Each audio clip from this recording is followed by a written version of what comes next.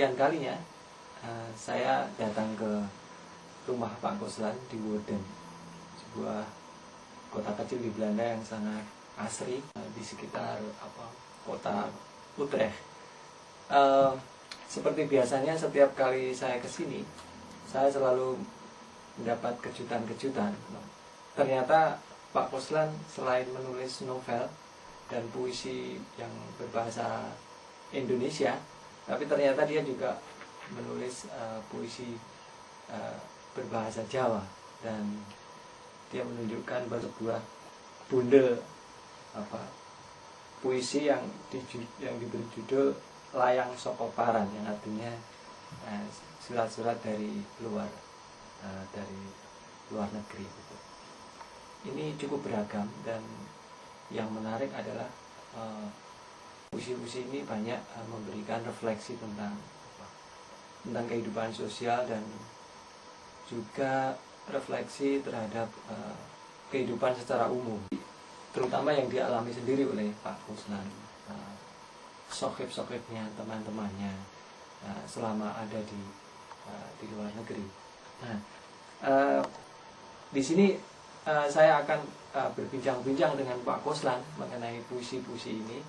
Tapi sebelum saya menanyakan banyak hal kepada Pak Koslan, saya pertama akan membacakan sebuah puisi yang diberikan kepada saya ini.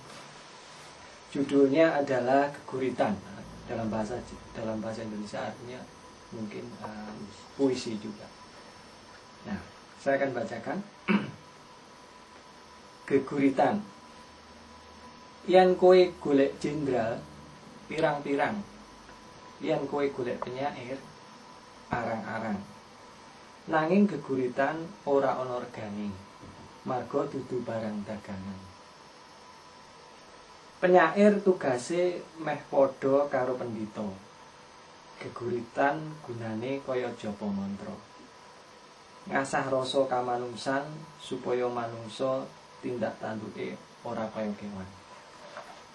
Nah, saya akan memulai perbincangan saya dari puisi yang sangat menggelitik ini.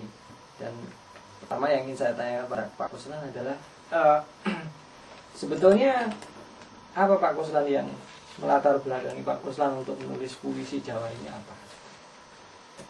Ya, sebenarnya itu sudah berapa puluh tahun yang lalu, sejak awal tahun 50-an saya itu sudah tertarik pada kesenian pada umumnya, melukis maupun menulis puisi, yaitu mulai bikin pantun, parian dan sebagainya. Dan saya sendiri mendapat pendidikan itu mula-mula tidak dari sekolah, dari masyarakat. Bapak saya itu jadi guru di desa, dan tiap ada bayi lahir dulu, ada jagung bayi selama 7 hari, 7 malam ya. Nah, itu selalu pakai nembang mocopat. Nah, kemudian selain itu ada kesenian-kesenian rakyat yang menggunakan parian atau pantun. Jadi pantun-pantun itu tidak sengaja juga masuk ke kepala saya.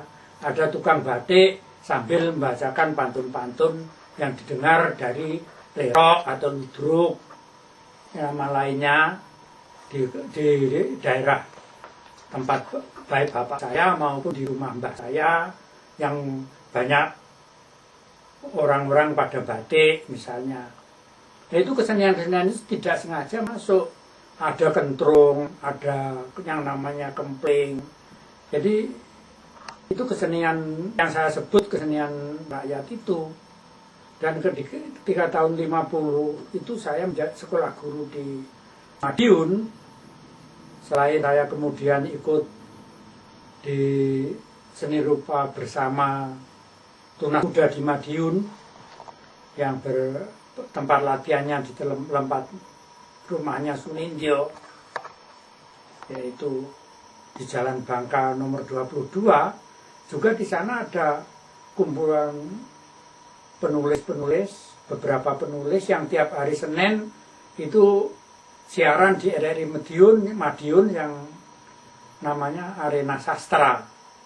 Di Di sana saya kenal beberapa orang dan saya juga sudah mulai menulis puisi-puisi dalam bahasa Indonesia. Mula-mula saya bacakan di malam perpisahan kalau ada siswa sekolah guru yang sudah tamat dan sebagainya. Itu saya sebagai murid pada waktu itu.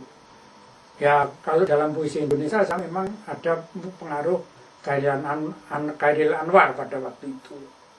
Nah, kemudian karena sudah muncul juga puisi Jawa Gagrak Anyar yang disebut geguritan. Sebenarnya geguritan itu satu bentuk puisi Jawa yang dulu biasanya dimulai dengan sun gegurit, misalnya sun gegurit, randa pati dan sebagainya. Itu kemudian itu dijadikan nama puisi Jawa pada angkatan itu, yaitu angkatan saya misalnya Ismenasita, ada A.S. Tamsir, kemudian ada beberapa teman itu Susilo Murti dan sebagainya itu. Dan tahun 55 saya menulis suatu esai di Surat Kabar Ekspres. Waktu itu saya baru saja tamat sekolah guru dan jadi guru di desa yang namanya Gayuan di Adosari Pacitan sana, membuka kelas baru, kelas 4, 5, 6 itu yang murid-murid saya terdiri dari 4 desa. Waktu itu masih sukar, belum ada sekolah itu yang sampai kelas 6 itu, yang ada hanya tingkat kecamatan mula-mula. Nah, di situ itulah saya. Dan kebetulan teman saya yang dari Madiun itu, Susilo Murti, juga mengajar di kecamatan Adosari itu, lebih di pegunungan lagi, tinggalnya di Karang Gede. Jadi dari tempat saya ini masih melewati 3 desa lagi. Dia itu kalau hari Sabtu ke tempat saya, nginep di rumah saya, diskusi tentang itu.